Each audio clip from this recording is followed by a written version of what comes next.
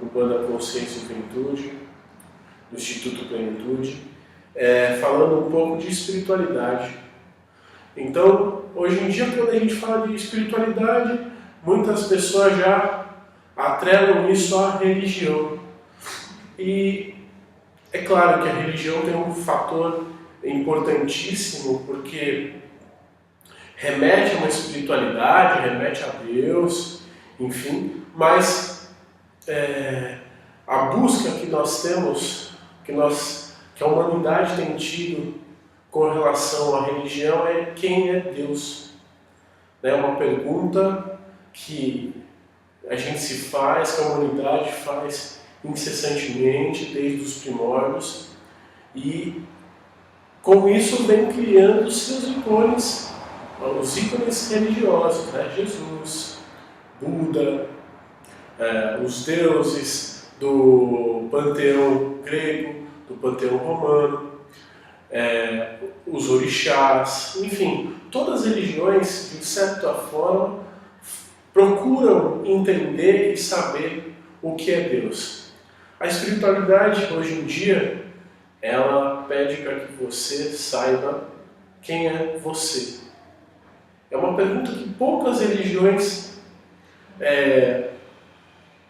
enfatizam, poucas religiões têm a preocupação de responder, e muitas pessoas sofrem com isso.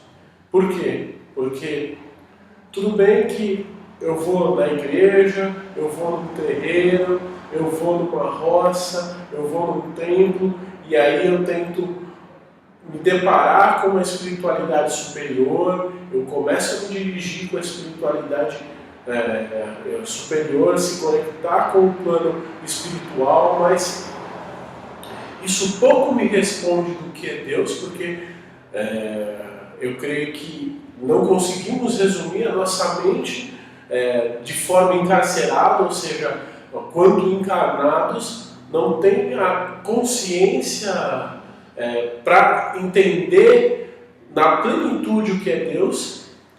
E, de certa forma, por um conjunto de fatores, de guerras religiosas, de preconceito religioso, as pessoas acabam se fechando e não descobrindo qual é o papel do Espírito com relação a isso. Então, talvez a pergunta que a gente tem que se fazer, a pergunta que o espiritualista, independente de religião, tem que fazer: qual é o papel, qual é o meu papel perante a Deus? Então, se entender, conhecer, acho que um dos fatores que fazem com que a gente tenha problemas nessa vida, desarmonias, né? Então, desarmonias tanto na saúde, quanto no emprego, quanto nas relações. O mundo é um mundo de desarmonias, porque a gente tem que aprender a lidar com as emoções. E o que é lidar com as emoções? É se conhecer e conhecer o Espírito. Deus, ele é um ente importante que, do meu ponto de vista, a gente tem que olhar e aceitar que fazemos parte dele e não tentar entender ele no fora. Então, quando a religião hoje ela começa a falar de Deus, ela começa a pôr as suas doutrinas, qualquer religião se põe um Deus fora de você. Muitas vezes um Deus inalcançável, um Deus do céu. Quanto longe está o céu, né?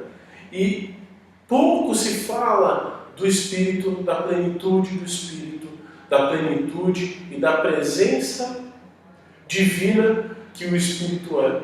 Então, quando a gente começa a entender, por exemplo, as virtudes divinas que são contidas em nós começamos a parar para pensar: o que sou eu? Porque, na verdade, a espiritualidade nos passou que as religiões nada mais são do que pontos fundamentados pela espiritualidade para que a gente aprenda a ter respeito um com os outros. Então, o fato, por exemplo, num terreiro de Umbanda, num centro espírita, ou enfim, em qualquer religião, quando o pastor está falando, quando o padre está falando, quando o rabino está falando, o fato é que o contexto da doutrina religiosa nos faz olhar e ter respeito ao próximo. Então, o amor, talvez a principal virtude aí divina que a gente precisa aprender. Mas, quando eu me volto para mim, quando eu entendo que eu sou parte do contexto, quando eu entendo parte de um mundo espiritual,